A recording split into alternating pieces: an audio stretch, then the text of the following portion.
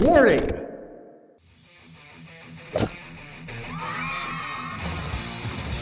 You're watching Dr. Todd Lee TV, where theoretically you could learn a bunch of cool shit. Well, hello everyone. Thank you for tuning in. This is a special episode because we have Dr. Dean St. Mart. Dr. Dean St. Mart has a PhD in, is it biochemistry, sir? In synthetic chemistry. Oh, synthetic chemistry. And he is probably the most educated person on the internet discussing the molecular structures of anabolic pharmacology out there. And we're going to talk shop. If you guys start getting a nosebleed, you should have some Kleenex on hand because this is some high-end shit. This is definitely going to be an advanced discussion episode. So without any further delay, why don't you tell us about yourself? Thank you very much for inviting me on, Todd. So yeah, as you said, my background was synthetic chemistry, and prior to that, I studied pharmacology. So I have a double honors degree in chemistry and pharmaceutical chemistry. And that was sort of what led me into the fascinating world of PEDs. During my PhD, I got very interested in bodybuilding, and then when you're in like your early 20s, you're a little bit naive to what's going on in the fitness world. You're reading like muscular development, and eventually you start to see that there's a whole other side to bodybuilding that applies to performance enhancing drugs and pharmacology. And I guess at that age, looking online, obviously forums had started to develop. I didn't really post on forums, but I was very interested in reading what people were saying.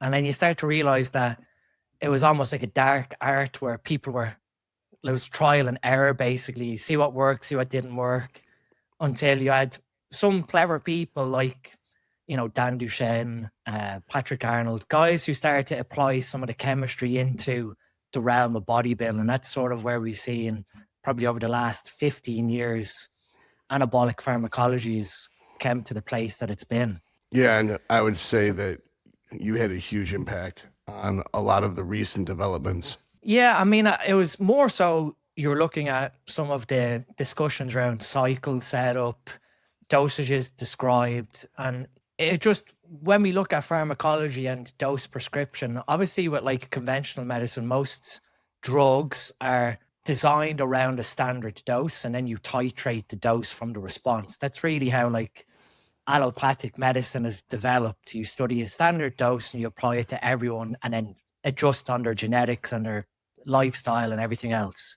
And I just found it very interesting that 500 milligrams of testosterone in one person could completely behave differently in another person. So you couldn't really apply, this is the best cycle that everyone should be doing, because it's such an individual response to the drugs. And I was trying to get guys to explain, when it came to PCT, the power PCT, Dr. Michael Scali's protocol is amazing, but somewhere along the way, people were like, start your PCT after 2 weeks with these drugs, when there could be still PEDs in your system from slow clearance.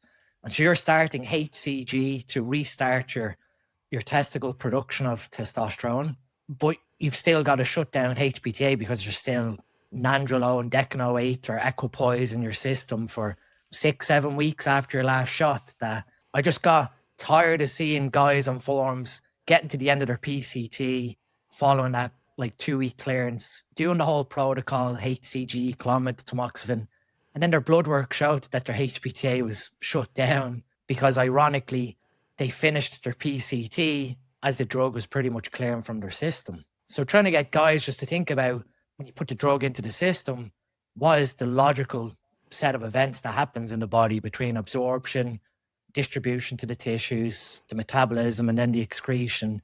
Getting them to think about those processes on top of like then standard dose selection. So you do a lot of interacting with people online. Do you find that people actually understand what you're talking about, or do they just nod and smile and they want you to think they're smart? So they act like they understand you, but they have no clue what the hell you just said. I guess a bit of both. I think when you sort of try and speak from a high level academic perspective, quite often it can be probably misconstrued that you're too intelligent, and that's why sometimes it is good to try and bring analogies or simple ways to explain complex problems, which I've tried to do. But I guess when we look at what is in the current landscape online, if you can't deliver a simple message in like 5 to 10 seconds on something complex, people aren't interested anymore. Like long form content, if your reel is any more than 30 seconds, doesn't matter what information you're given, you're more than likely not going to hold a lot of people's attention, which is a shame because we're in a place within the bodybuilding community where we've got access to a lot of information and a lot of good information, but unless it can create hype or, you know, create some sort of, not controversy, but discussion and engagement, you lose a lot of the online audience. I've had to completely redo my style. I used to do 50-minute videos on YouTube, and now a lot of the stuff I shoot is just 2 minutes, and I have my editor pare it down to whatever he sees fit. For example, I just ran a 60-day DHB experiment to determine whether A, it's an AI or not, like the rest of its super family, which I call boldenone its own family, and that DHB falls in the boldenone family with Primo. I believe Primo fits in the boldenone family because of the double bond at position 1. And then because it's structurally, it's identical to DHB, it just has the methyl group at carbon 1. And that I wanted A to figure out, see, already took more than 10 seconds. If I wanted to A, figure out whether or not it's an AI, because if it's not an AI, then it's a good substitute for Masteron in this Masteron shortage. And what I determined was 10 DHB generated a 55 estradiol, 30 DHB a day generated a 58 estradiol. Therefore, it's not an AI. And just to double check, I ran a quick shot of EQ, 30 milligrams for 3 days. So it shot my concentration up to 10, you know, because triple the dose for 3 days is basically a month at the correct dose, right? So, and I crushed my E2 right down to 38 after just 3 days. So I know for sure that since EQ is still an AI in my body, I can draw the conclusion that Primo is still an AI in my body. And something that I thought was amazing was that I was looking at some of the material that you had sent me before. Okay, so this is a double bond at position 1. Normally, Primo has a double bond right here and a single bond at position 1. And this is a metabolized version. What do you call it? I think it's the 17-OHA or hydroxyl 1-methylene. So this has been metabolized, hydroxyl-methylene. I believe, at the liver, and then it creates this double bond here, which you would not get with DHB. And this is what actually occupies the aromatase enzyme binding site and acts as a non-activator, but it does occupy the site, so it's a competitive inhibitor, whereas DHB would not have this double bond and thus would not bind at that binding site. Is that an accurate assessment of what this picture shows? It definitely. I mean, that methylene, that 1-methylene, I guess, metabolites or chemical reaction. If you think about it, you've moved that double bond from C1, C2 to that metal substituent that is on Primabone. You could never do that in a lab, to my knowledge. That's like, if you imagine your body's done that chemistry in your liver, it's absolutely incredible. But as you've rightly pointed out, I sent it to you before, when you look at the mechanism of aromatase and the actual binding site of aromatase, you have this like flexible hinge called the gatekeeper of the aromatase enzyme. And it's basically like a claw that swings in and out, and anything that's flexible enough to go into the enzyme binding pocket will bind to it. But if you imagine you've got that 1-methylene group there, it's not going to be able to reduce that double bond to create an estradiol or aromatize that A ring, because that's what we're basically doing with creating estrogen. And so, that could competitively block another aromatizable compound like testosterone from entering into the binding site to create estradiol. So you've got this competitive antagonist, if you want to call it that, where it's going in, but it's not creating any metabolite of itself. And I guess when we look at other things that could happen, and I'm starting to slowly think that it's not just about the aromatase enzyme. where we look at like competitive inhibition with the aromatase enzyme, where you're lowering estradiols conversion from, say, testosterone. You could have activation of an androgen response element by some of these metabolites or the parent compound that makes the estrogen receptor less functional. So now we're creating SERM-like qualities to these drugs as opposed to aromatase inhibiting.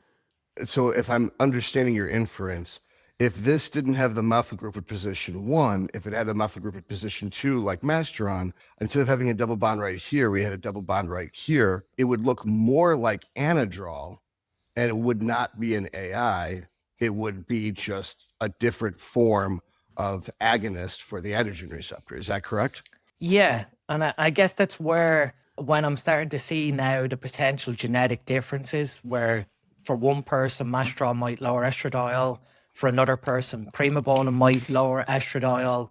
They might be two completely separate mechanisms where we're getting lost discussing aromatase inhibition rather than looking at. I guess I asked AI. I had a good discussion with my own ChatGPT model, which has taken its own brain from what I fed it between androgen receptor papers and functional aspects of the androgen receptor.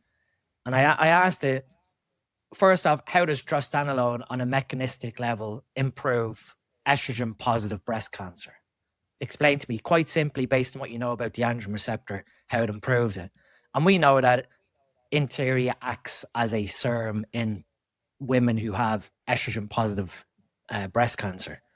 But how it does that is when you activate an androgen receptor, and that moves into the nucleus and binds with an androgen response element to turn on your genetics. What you end up seeing in theory then is downregulation of the estrogen response elements. And now the estrogen receptors either don't work as well as they could, or they're downregulated in expression in terms of number. So now you've got a completely other avenue where you're not just focusing on lowering estradiol as a consequence of the enzyme that creates it, you're lowering the functionality of the estrogen from a genetic perspective. And that, I find that fascinating, that when we look at like what you've got here, the androgen binding affinity, I can't find where we've developed this 300% to 5x binding affinity over testosterone or DHT. But even when you try and assess then Masteron and Primobolan in terms of this estrogen lowering effect, I think it's a lot more complex than what we're trying to understand. That it comes back to then that what happens when the androgen binds to the androgen receptor, it forms a complex, which is of itself a protein complex, and that will have its own 3D shape as well. When we look at Primobolan, that double bond between C1 and C2 makes that A ring more planar, more flat. So now when that binds to the ligand binding domain of the androgen receptor, you have a completely different shaped protein to if Masteron binded to the ligand binding domain. And depending on the shape of that structure, it will bind with different affinities to the androgen response elements of the genetics. So again, looking at the androgen response elements, Masteron could be a very good muscle builder for one person, depending on how it fits into the androgen response elements. Primobolan could be the other side, where it has a better affinity for muscle building genetics. So this is an incomplete chart. I wanted to show the first half of it because you were talking about the androgen binding affinity isn't the most important thing. It's transcription that really is what matters.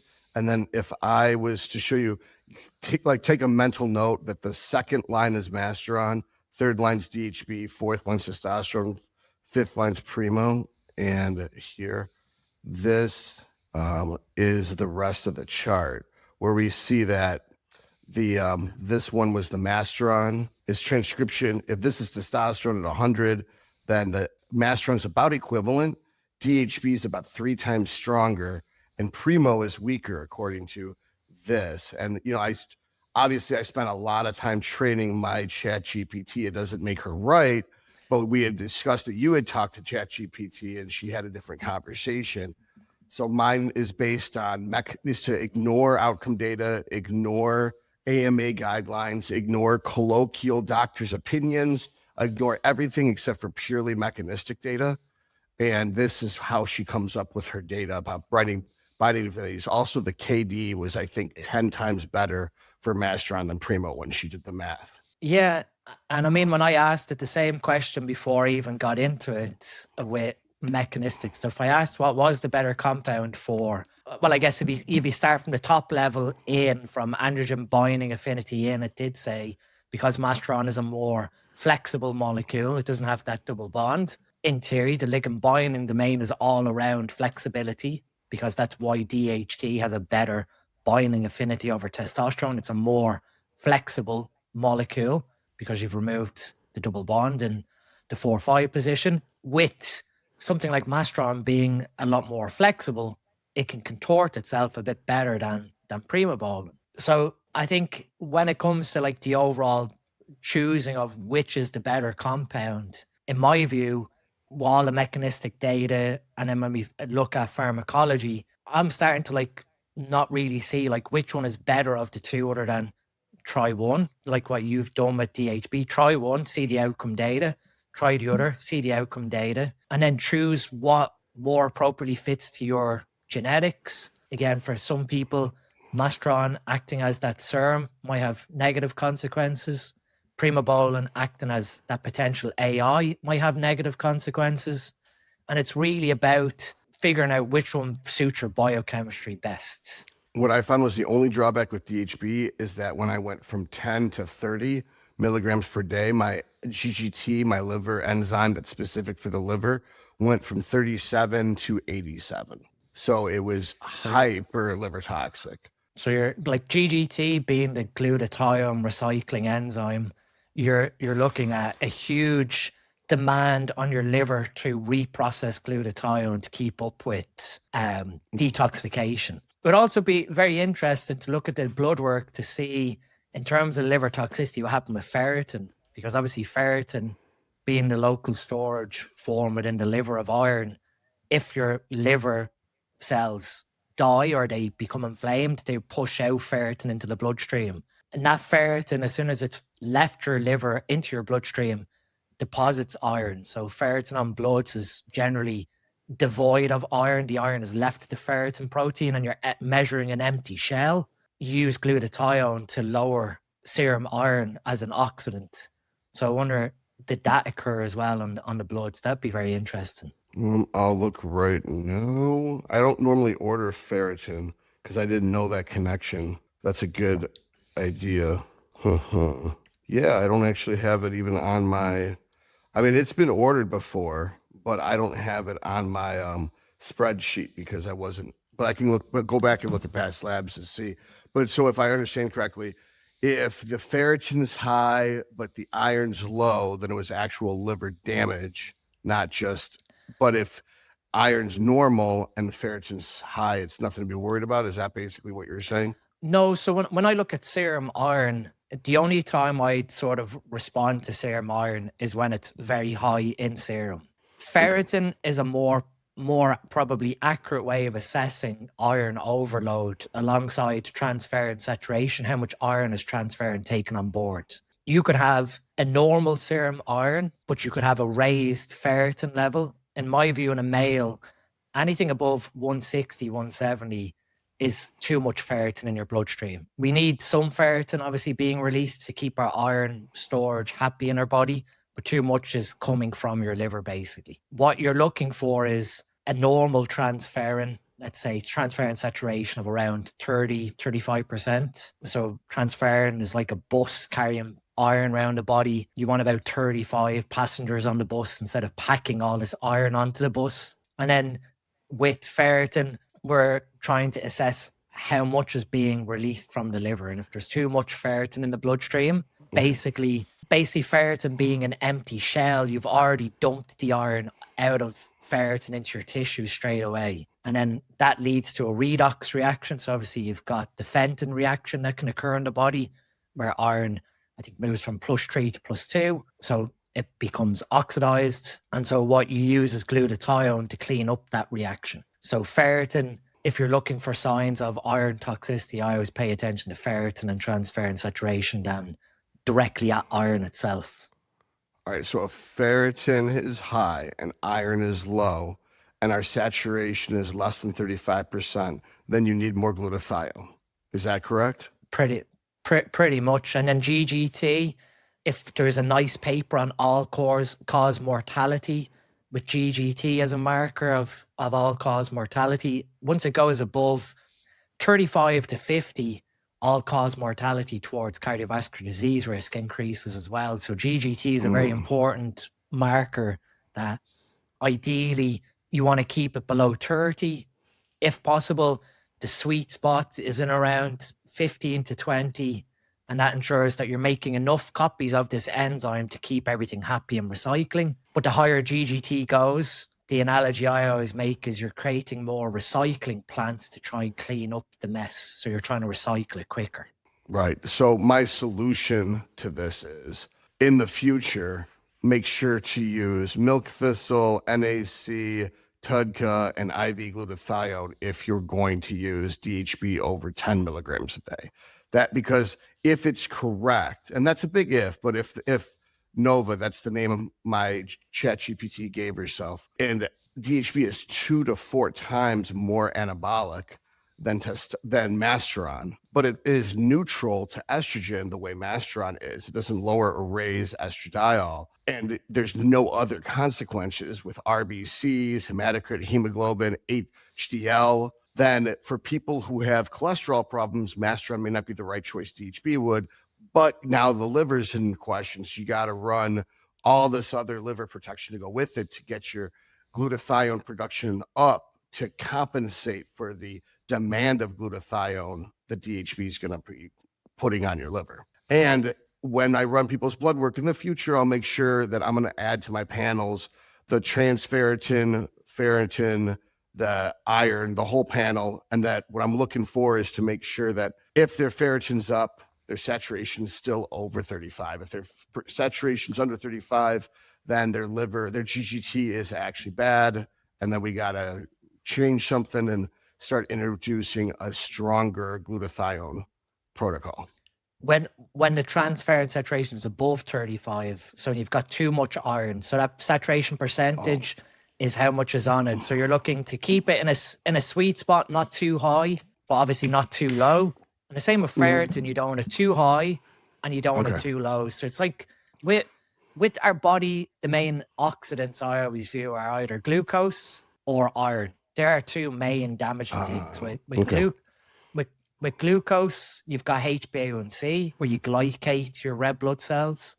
And then with iron, you've obviously got ferritin taking that iron on board in your liver cells, or transferrin. But if that iron then gets a chance to run amok, then you have to start using glutathione, because one of the most interesting things that is starting to become appreciated is we've got a process in our body called ferroptosis, which is iron-induced apoptosis. So when you've got too much iron, you basically kill your cells. And that's where the negative effects of too much iron in your body becomes a big problem, because it starts killing cells. If you start killing cells like kidney cells or around the glomulars, then you're going to start having problems with kidney disease. So trying to offset iron's oxidation of your body and glucose are like your two main anti-aging strategies, if you want to put it that way. Personally, I always run pretty low on iron. I also don't eat much red meat because I'm probably in prep, or if it's off season, red meat's too slow digesting, so I want faster turnover. But my ferritin tends to run pretty high, even if my GGT is relatively normal.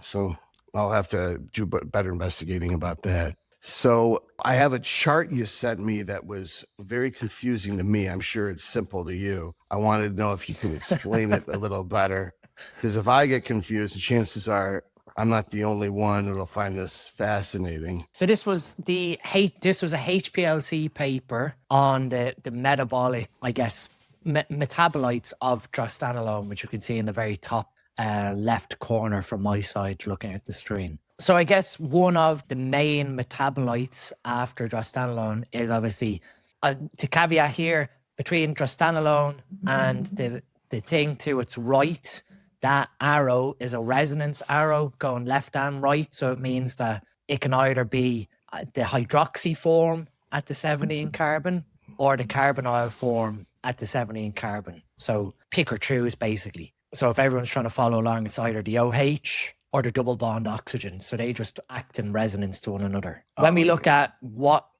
are the metabolites, then you've obviously got the 3-alpha hydroxy dehydrogenase, and then you have, I think it's the 2-beta hydroxylation, which is obviously putting a hydroxy group onto that metal substituent that's off carbon 2. So before we move on, this would still be anabolic here, correct? This would be more similar to anadrol in structure than it would be inert, correct? Correct. And I mean, this is a good question in that when we look at metabolism, people think that as soon as a drug is metabolized, that's it. It's not active. The whole concept around prohormones was you took a drug that then got metabolized to the active parent. And similarly, when you take an esterified version of a drug, where like drostanolone enantate has the enantate ester off carbon 17, you're taking that as a pro-drug to create drostanolone, the hydroxylated form. So metabolism basically means that you're transforming a drug into something that's either active or inactive. You're changing the structure of the drug, basically. A change in the structure doesn't necessarily mean, again, to come back to it, that the compound is useless. It just has a different chemistry now. So that 2-beta hydroxylation has a slightly different chemistry in that now you've got a hydroxy group that has potential for electron donation with the oxygen. Then from there, you've got obviously the 3-alpha or the 3-beta hydroxy dehydrogenase. And what we're doing there now is changing the C double bond O on carbon 3. This tends to start the process of deactivating the steroids. Yep. So before we continue, this exists inside the cytoplasm, and this is the enzyme that breaks down DHP and makes it not anabolic, correct? And that when we convert this ketone to a hydroxyl group, we're basically almost creating estrogen, except it doesn't have the 3 double bonds in the A ring. That's why it's called an aromatic ring, or aromatization, is it's got 3 double bonds that are actually constantly in the state of flux. It's really 6 half double bonds, really, than 3 double bonds. Is this all correct for the audience? Correct. Yes, what you're talking about is obviously resonance of aromatization is creating a benzene ring. So you've got the 3 double bonds on that A ring. So metabolite 1, M1, when we look at the biochemistry of the ligand binding domain, what we talked about with the androgen receptor, we know there's 2 parts that are vital on a steroid for that ligand binding domain. That is a C double bond oxygen at carbon 3, so that carbonyl at carbon 3 on the A ring, and a hydroxy group at carbon 17. We know that those 2 interact, they donate or they create hydrogen bonds or electron bonds, without getting into big chemistry, to bind into the ligand binding domain, to create the binding interaction within the ligand binding domain. So carbon 17 is where it's usually methylated for oral absorption. So the difference between, for instance, this molecule, drostanolone, and Superdrol is we would have an extra methyl group here at carbon 17.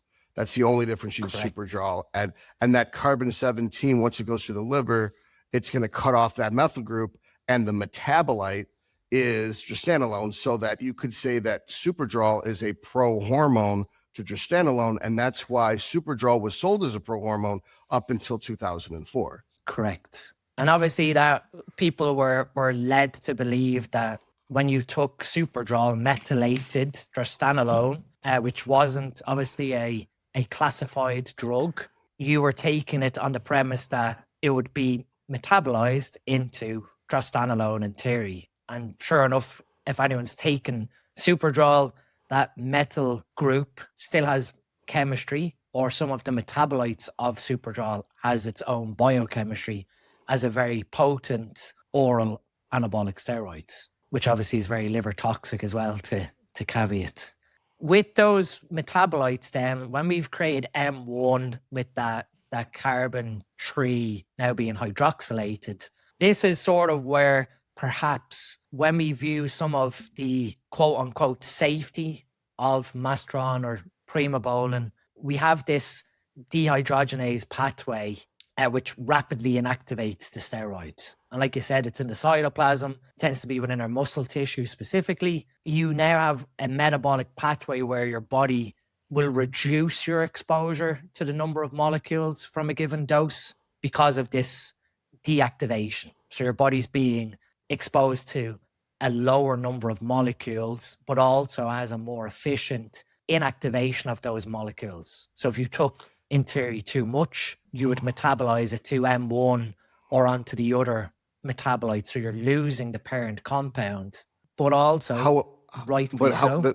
The big difference between Mastron and DHT in this case, though, is this bond, this methyl group at carbon 2 prevents 3-alpha HSD from being as active. So instead of breaking down 100 or 90% of DHT or proviron, for instance, about 80, 90% of this gets through. So it might increase the lack of a better term bioavailability to the androgen receptor complex by 8 or 9-fold. Would you say that's a pretty accurate assessment? Yeah, I mean, like you said there, you still have an active steroid molecule. So that hydroxy group at C3 on M1 doesn't make it useless to the androgen receptor. It's just now it's not as strong at binding. The hydroxy group wouldn't be as good of an electron donor, to speak, but it's still very valid. Because there's more electronegativity here, because this has 4 electrons available, and this only has 2 electrons available, I believe. Correct. So carbonyls are a more potent hydrogen bond acceptor. So they're going to accept the hydrogen bond because of the electron density. With looking at M1 specifically, then you have this inactivation of the parent compound, which is sort of premised on, like I said, that sort of safety aspect of you've deactivated the parent compound, which has the more potent anabolic capability, but that can still have activity. It's only when you start moving into, a further metabolite from M1 would be the 2-beta hydroxylation that you've moved down to, which now you're getting into a very more complex molecule that probably doesn't have great binding affinity because of that steric hindrance now. You've got this so we have a hydroxyl group at position 2, so that whatever binding of it can't really get to this electron dense cluster. And I misspoke earlier. Both of these have 4 electrons available. What I meant was there's 4 electrons right here at the tip that are available. So this is extremely electronegative, whereas this changes and makes this electronegative less so. And then this, you're not getting in between these 2 oxygens. And this is going to be harder to fit a molecule, an enzyme around this because of the extrasteric hindrance here. Correct. And this is one of the fascinating things, because from what I remember, this HPLC paper was from horse urine analysis, from what I remember when I sent it. So we're really trying to extrapolate the metabolites we observe from horses towards, the chemistry of humans. But I do know that one of the WADA tests for using drostanolone is to check for that M1 metabolite, that 3-alpha hydroxy dehydrogenase metabolite. And if you get caught with that metabolite in your urine, it's very difficult to explain where it's come from. You have people that will try and leverage off maybe proviron as a potential source of being caught with it in their urine, but they still fail a WADA drug test. It's impossible. There's no way that a methyl group's just going to migrate on proviron from position 1 to position 2. That's retarded. Yeah. But you'll find guys trying to get around exceptions to try and have the sample retested. So M1, like that with drug testing, it's not just the parent compound you have to worry about, it's all the metabolites that come from it. And that 3-hydroxy metabolite is the main one that they're looking for when you take drostanolone as a steroid. And I guess what's even more important to understand there is these molecules are lipophilic, so they like to live in fat tissue. Even if you stop taking drostanolone 12, 13 months ago, and at that point you would like to think you've excreted out a lot of the drug. If you metabolize, say, a lot of M1, and some of it does get stuck in your fat tissue because these compounds can, due to liking fat as an area to reside in, and you lose fat tissue, you have lipolysis occur, and now you release these metabolites that were in your fat cells into your bloodstream, and they're now at a detectable level for water to catch you with a urine test. You're most likely going to probably get caught. So body fat levels, like when you go back to drug testing, body fat levels play a big role in like getting caught future down the line as well. It's not just about detection windows. You have to think about what happens to the metabolites after they've been created as well.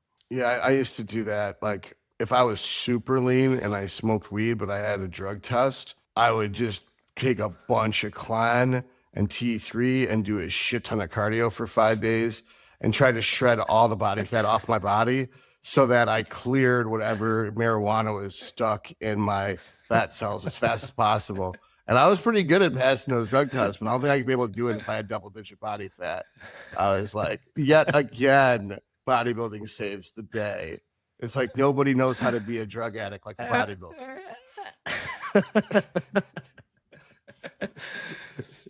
not that I'm condoning, but yeah, that is obviously a big role that when people, I guess even now, like drug tested athletes and biological passports, it is going to get very difficult to use compounds like this without getting caught.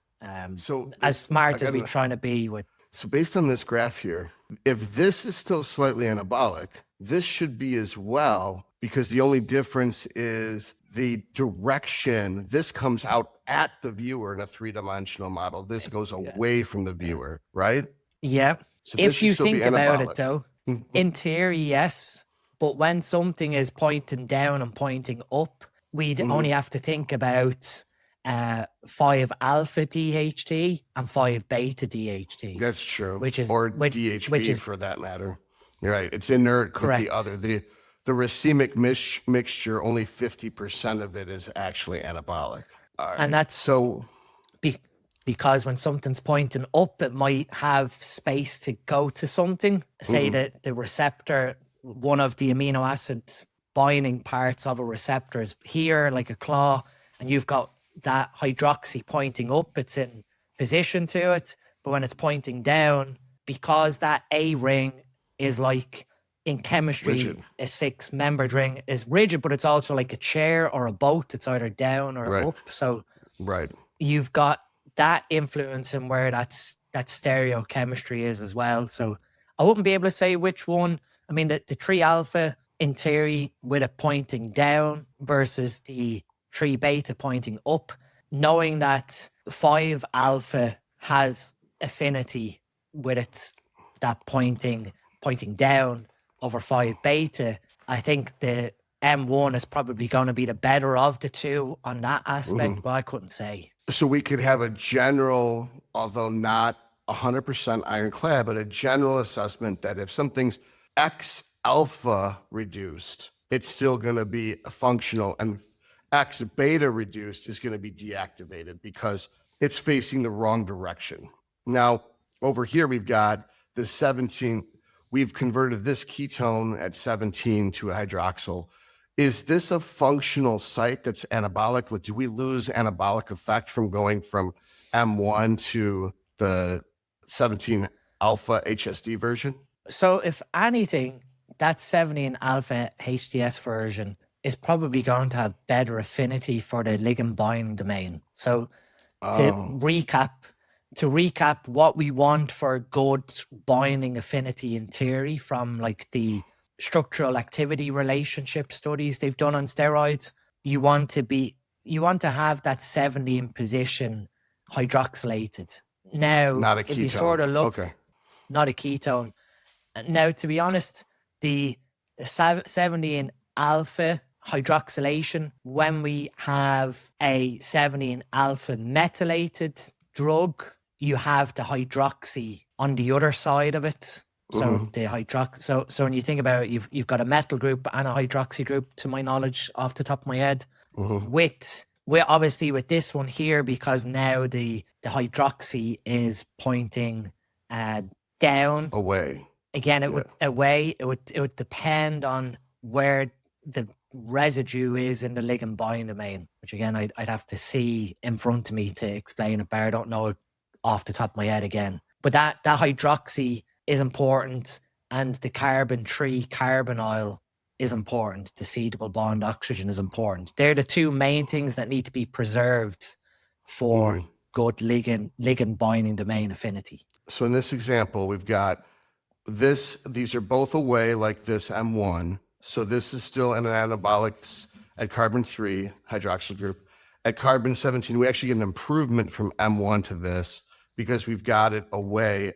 And then we get the 17B version, which like this makes it come towards. So in theory, this would be more anabolic than this. So I'm looking at methyl testosterone to see where that hydroxy is just off the top. So your methyl group in the 17 position for methyl testosterone is going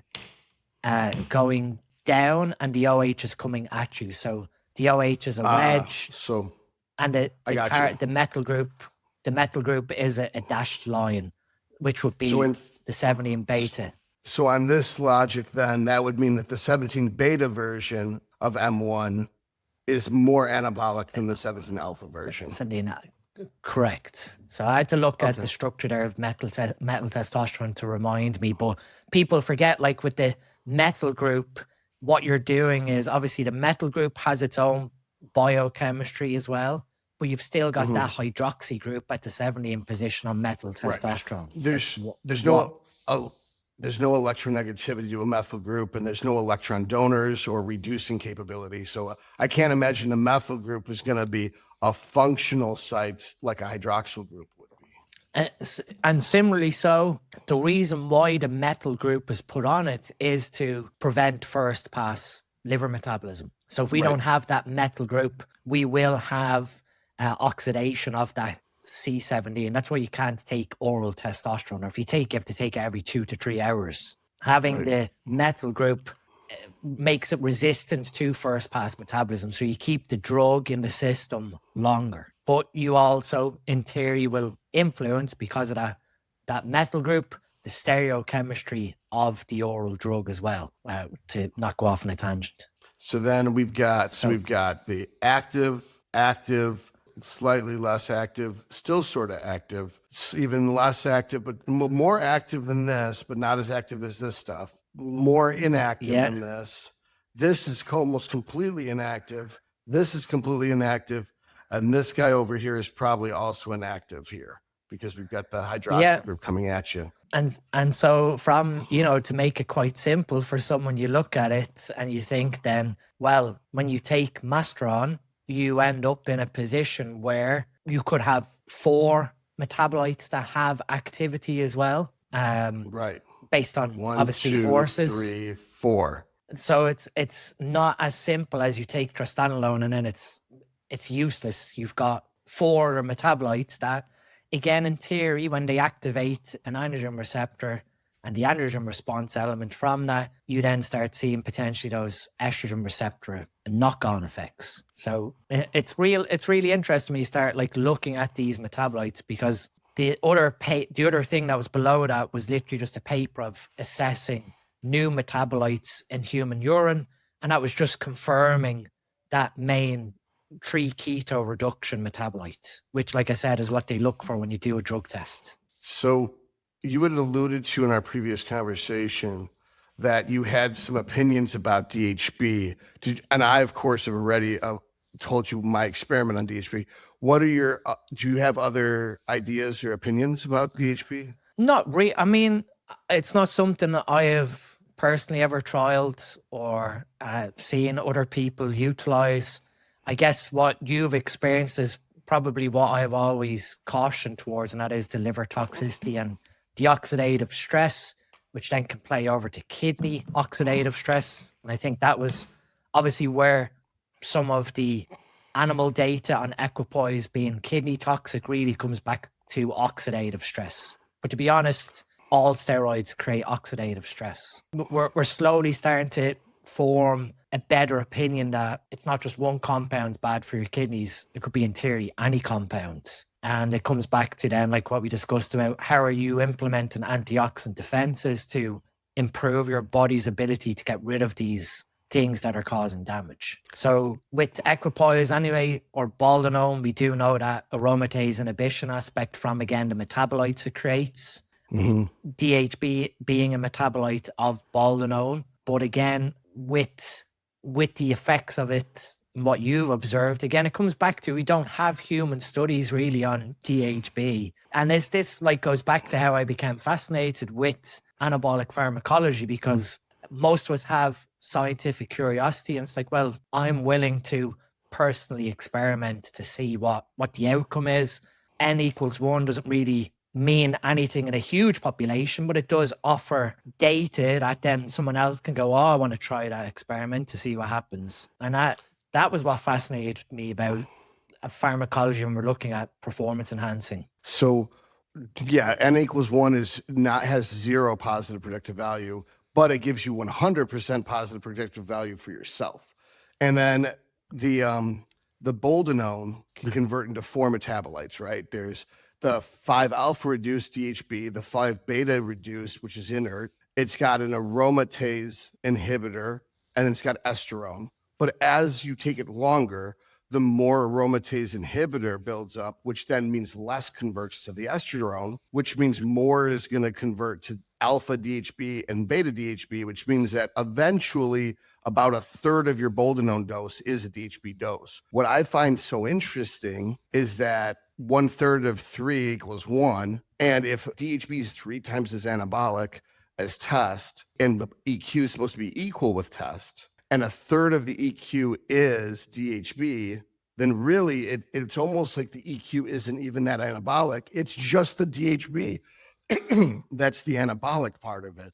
But what's also ironic is that if I'm correct and it's a third, why wouldn't you get the same liver toxicity out of 60 EQ a day that you would out of 20 DHB a day? Why is it that EQ has no liver toxicity? Because in theory, but if it wasn't for the AI aspects of the EQ, you could just run 900 EQ a week, and that'd be the same thing as taking 300 DHB a week. But with the 300 DHB, you're going to do a lot of damage to your liver. With the 900 EQ, you're going to crush your estrogen. Yeah, it's very interesting. I guess the other side of it as well is the estrone metabolite of equipoise that quite often gets falsely detected with a non-sensitive estrogen check, perhaps has some hepatic protective effect, because we do know that estradiol has hepatic protective effect in theory. So that could be something that is potentially what you get from equipoise over DHB, but I'd be just making pure speculation. I believe it's 1/30th as stimulating of the estrogen alpha receptor, estrone, relative to estradiol. Correct. But you can convert estrone to estradiol as well. There is, to my knowledge, there's a conversion between estrone to estradiol, estradiol to estriol. And in our body, how we actually excrete estrogen is that conversion process of estradiol to estrone, and then estrone is hydroxylated and methylated. So when you take something like diindol methane, people think, oh, diindol methane is a natural way to lower estradiol. Actually, what diindol methane does is speeds up the conversion of estradiol to estrone, and then the estrone is metabolized by your liver. It's hydroxylated to 2,4,16 hydroxy estrone, and then you methylate the 2 and the 4 hydroxy estrone to clear it out. And glutathione obviously is important for the 4 hydroxy estrone to be metabolized and excreted. Which the 4 is the cancerous one, right? The the carcinogen one. Yeah. So that's an important connection that I didn't make that one step. That I've got a men's estrogen complex coming out soon that has, along with something, it's got I3C and the DIM in it to clear estrogen. It's got 7,8-benzo as a partial, a mild aromatase inhibitor. So it lowers the total estrogen. I've got stuff in there to block the estrogen alpha receptor. And then I also have stuff in there to stimulate the estrogen beta receptor. So you still get the bone and the IGF-1 from the estrogen. So we're not losing any anabolic effect of your cycle. You're just getting rid of the feminizing effects of testosterone abuse. So, and that's why people, when it comes to aromatase inhibition, you're lowering your estradiol, but you could still have a buildup of estrone and the estrone metabolites in your body that you've not eliminated properly, which comes back to obviously conjugation and gut health.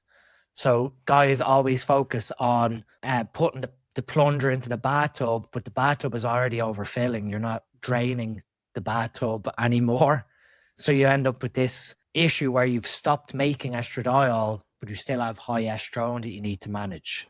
And that's where it's important that when you come at lowering estradiol or lowering total estrogen of the body, if that is what you require to do for a show or other health consequences, that you support the actual excretion of the compound. It's not just about blocking the metabolism that we talked about. You're supporting actually clearing these metabolites from your system. right. So in layman's terms, people are so busy with AIs, but they're not, or they cut out their tests before the show, but they didn't do anything to get the estrogen that's already in their body out. And that's where the DIM comes in handy. And I believe the DIM is either a precursor for I3C or I3C is the precursor for DIM. I get the two confused, but I think they also have different functions as well. It's more complex than that, but they induce the enzymes, the CYP enzymes of the liver to do that conversion across, basically. So you're in theory as well, if you're taking DIM, to my knowledge, it's CYP1B1, and I can't remember the other one off again the top of my head, but anything that's going to be metabolized by CYP1B1 is going to be induced to be metabolized faster as well. So when you're playing around with enzyme inducers, you know, the whole thing about grapefruit slowing, so that again is an inhibitor as opposed to an inducer. You could take things that will either speed up an enzyme or things that will slow it down. DIM might speed up the conversion of your estrone and its metabolites, but it could also speed up. But again, I have to look at a pharmacology book to tell you what CYP1B1 also metabolizes, because I don't know it off the top of my head. yeah, it's confusing. So the grapefruit thing, for people who aren't aware, that they basically told people not to eat grapefruit with their pills because all these people in Florida were dying. Because what do you have in Florida? You've got grapefruits and old people. So they would basically take their blood pressure medication and they have grapefruit every morning. And then the blood pressure medication builds up to too high of a level. They go orthostatic hypotension, which is basically a fancy way of you stand up, you faint. And then they crack their head. So what was funny was in the round 2000 through 2008, all of the figure girls had grapefruit at their breakfast with their ECA stack. And it was supposed to be a magic thing. It's the nanogerin in the grapefruit that deactivates the enzyme that clears the fat loss drugs. So it's like, what? Just take more of it or take it more frequently. But you'll see that it was like a classic thing called the Mike Davies diet, was that it was going to be grapefruit and egg whites with oatmeal for meal one, and then it's going to be tilapia and broccoli for the next 5 meals. And for like 10 years, that's all any girl ate. And they constantly were bloated and farting because the broccoli doesn't digest, but it does have DIM. So on paper, it's a brilliant diet, but egg whites alone don't digest. They cause gas. and broccoli doesn't digest and it causes gas. So you'd have these girls with ripped abs that look like they're like 9 months pregnant, and they're mean as shit because they're constantly holding in farts while they're trying to squat and stuff. So the moral of the story is put a yolk or two in with your egg whites, take a DIM supplement rather than relying on broccoli, which doesn't digest. And if you want to just deactivate those enzymes that break your drugs down, you can use Nanogurin instead of having to rely on eating grapefruit. But a grapefruit is very filling because it's like that big and it's 15 carbs. It's the same amount of Nangurins in an orange. So in the off season, you could use an orange and get the same Nangurin that you could out of a grapefruit. It's just more filling. It's mad. Well, it's mad when we look back at how people have operated for years. So what's your competition history? I know you just competed, I think, last year, right? Yeah, so I was originally a kickboxer, and then I had an accident where I smashed the bones of my ankle. I went back after that surgery. I went back, done the world championships in 2010 alongside my brother. So my brother's a very esteemed kickboxer. And then at that point, I retired and sort of fell in love with bodybuilding as a consequence of the rehab of my ankle with kickboxing. So I started competing naturally in 2011. And then from that point onwards, went the route of TRT. So I had hypogonadism. So I went down that road, and then that road sort of slipped down into, let's apply some of the pharmacology knowledge that I have into the dark side, if you want to put it that way, and competed from 2012 to 2017 as a classic bodybuilder. So this is with like NABA and the IFBB. As it was back then, it was just IFBB, but now it's IFBB Elite, the other branch, because we didn't have MPC in Ireland and the UK. Consistently placed between like top 3 to top 6. And back then, that was sort of like between 2012 and 2016 in Ireland. That was when bodybuilding was at its peak. There was like 25, 26 guys in my class. You had a good competition against a lot of people. Whereas now you'd be lucky to have like a class of 6 or 7 when you compete. I sort of semi-retired 2017 to, get married, do big boy stuff, get married, have kids, still trained. But it was always like in my mind of like my personal goal with bodybuilding wasn't to become an IFBB pro. It didn't really, it wasn't like something that like a career trajectory that, okay, I want to become a pro. It was more so a personal goal to win an Irish national title, like win Mr. Ireland.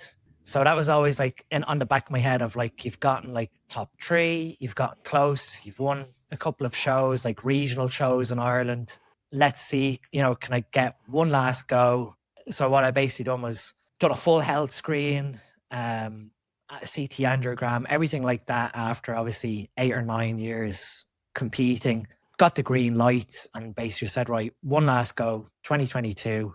And I ended up winning my class at Mr. Ireland. So that was sort of a defining moment where I was happy that I'd settled my goal. But for people who follow me, I guess after that show, I was sort of at a crossroads of like, what do I do now? And this is sort of your whole ego of you've been a bodybuilder for like 10, 12 years. It's very hard to like dissolve that ego and try and figure out, well, what do I do now? Like you've done what you've set out to achieve. Where do I move forward from here? And so it was basically just like maintaining my physique, basically. But then I got my blood work done 16 weeks post-show. So I'd always wait after a show, go back to, physiological levels and let everything settle down. I never done rebounds. I always let things settle and then keep body fat in check and then move from there. And my cholesterol was sky high on this blood work. And I'm looking at it going, this doesn't make sense. Like UK measurement, my cholesterol was a 9. In American terms, it's probably like 600, 700. It was massive. What? I've never seen anything close to that. Even my triglycerides were at a 7.5, which again on US measurements, I think Like Yeah, it'd be about 400 or 500. It was huge. And I'm looking at it going like my trend and my blood work, my total cholesterol was never any higher than 3.5, which is like 110, I think, US terms. Like it was always very good. And all of a sudden I have this result and I'm thinking, that can't be right. Then I start thinking in my head, that has to be the blood lab that has done a wrong assay or something. This doesn't make sense. Went back, complained. They sent a new kit. We done the blood draw, sent it back, same results. And that was sort of when I thought, okay, there's repeatability here. This isn't an assay. This is a problem internally. So for about 4 weeks, me and another friend of mine, we tried to rack our heads on what was going on. At one point, I thought fatty liver disease, but parts of the blood panel suggested none of that whatsoever. And then it just came up in conversation that for a long time I had issues with my gut where I'd have like just bad gut days and I could never put it down. I always thought it was just food volume, which was naive. Mm-hmm. Like in an off season, I'd be 800, 900 grams of carbs. And I just thought, okay, your body clearly isn't absorbing the food and is trying to flush it out. So you're having to eat more to compensate. But I could never figure out what was driving it. And then I said to him, you know, sometimes I get quite bad reflux. And he's like, well, chronic reflux is not a good sign. You know, small bit of indigestion from time to time is okay. But if you've had reflux that you've sort of ignored, and again, you just think it's just food volume, just irritating your esophagus or bad stomach acidity. And he said, how about like celiac disease? Have you ever considered getting tested for celiac? I was like, no. And he's like, well, let's add that to the next blood draw. And sure enough, he phoned me after 2 weeks. And he's like, well, your transglutaminase IgA antibodies are sky high. You are, in fact, celiac. And then this all clicked in my head. And it's like this aha moment of that makes sense why during that prep in 2022, for most of it, I ate gluten-free, which would be just how I eat, like your standard rice diet and whatever else. And then every time I got a refeed, I'd have like breakfast cereal to just get 400 or 500 grams of carbs in from a refeed. But was it rice breakfast cereal or was it wheat breakfast cereal? So it was Rice Krispies, but they have barley malt extract in them, which is gluten. But it can't be that much, can it? Oh, I guess it would be, yeah. And when you've got that sort of sensitivity where if you've got that autoimmunity, you've been gluten-free for 4 or 5 weeks, you dampen all this inflammation, and then you put in the source of gluten. The day after the refeeds, my body just felt like a ton of bricks. And I just thought, oh, it's high carbs, your body's trying to process it, that sort of post-high day fatigue. But then when we went to carb load for the actual shows, I had the most horrific swelling and bloating after the first day of like our high carb day ahead of my first sort of warm-up show. Again, in hindsight, I thought it was like gastroenteritis. The family had stomach bugs. You get post-viral IBS where your body's sort of trying to balance the microbiome. And it's on my Instagram page. My stomach looked like 9 months pregnant. The pain and swelling was horrific. And I just said to my coach, let's just go back to like chicken, rice, stuff that we know digests fine. And sure enough, what you're doing there is taking the gluten away of like the bagels and the breakfast cereal that went in with the carb up. And so it just all clicked of, okay, now I know why I had all these gut problems. So I went strictly gluten-free, started like cleaning up my gut, cleaning up the inflammation that was there for years. Some of the hair loss I experienced in my like early 30s was probably due to that unmanaged celiac disease. I mean, in hindsight, my fingernails and toenails, you should just snap off. And I kept thinking, it has to be vitamin A deficiency or zinc or whatever. And you'd try these supplements and it wasn't correcting it. Your hair, obviously, if there's inflammation from autoimmunity, your hair follicle is going to get damaged. So by the time I got to the end of that year of 2023 into the start of last year, this what if in my head was like, you're undiagnosed celiac all these years that you competed. What would happen if you'd done a prep where you knew you were celiac and you avoided gluten completely? How would you look on stage? Right. And obviously approached my wife and said, I've got this like itch of like just to do a prep to see how I'd look. And she was a bit hesitant. She was like, I thought you're retired and everything else. And I said to her, well, if I do a prep and I don't sacrifice like work, family, everything else, that this is literally just a diet. And the way I sort of put it to her was there was an NPC show in Ireland 3 days before our family vacation.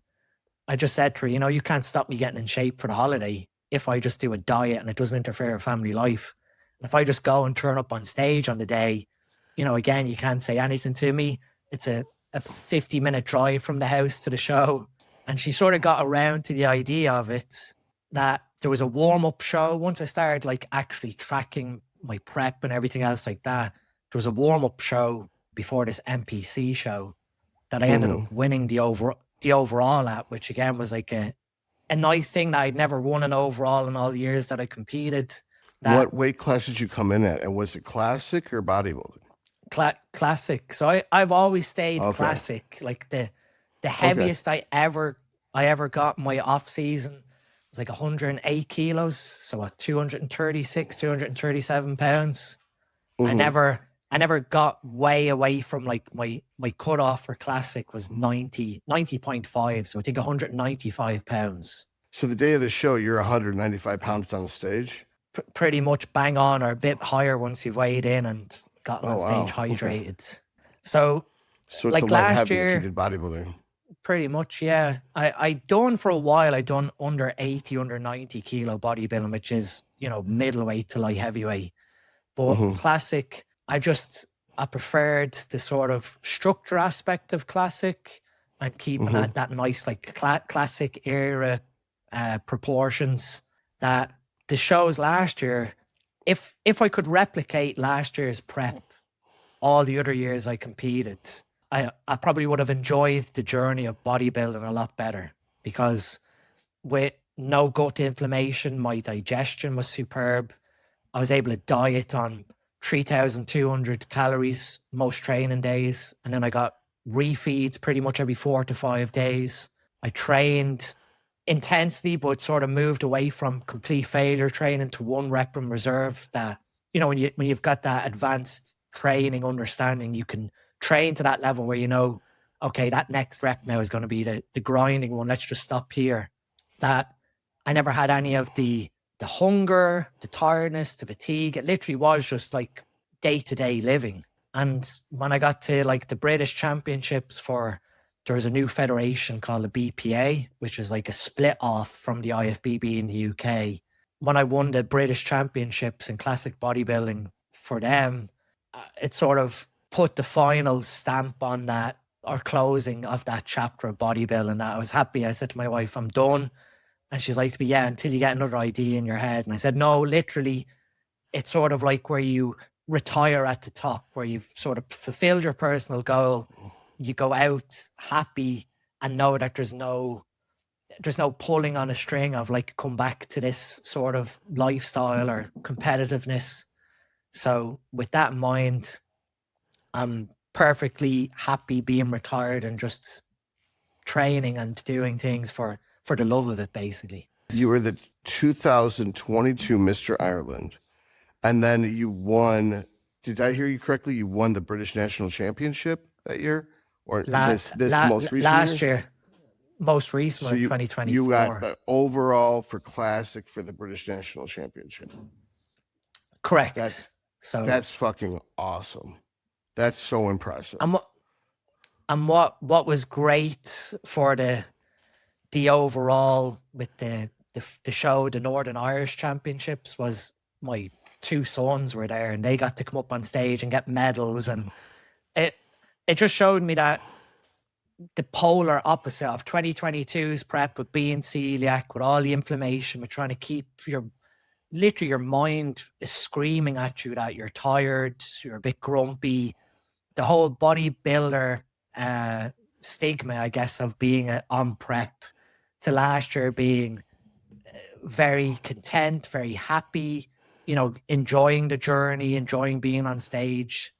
I mean, there was a show local here in Northern Ireland with the PCA British Bodybuilding Federation. That was like Mr. Northern Ireland for the PCA. And I narrowly missed out on winning that by what? There's literally 1 point between me and the guy in first. But as soon as we finished that show, I literally drove to that show at like 10 a.m. on a Sunday morning.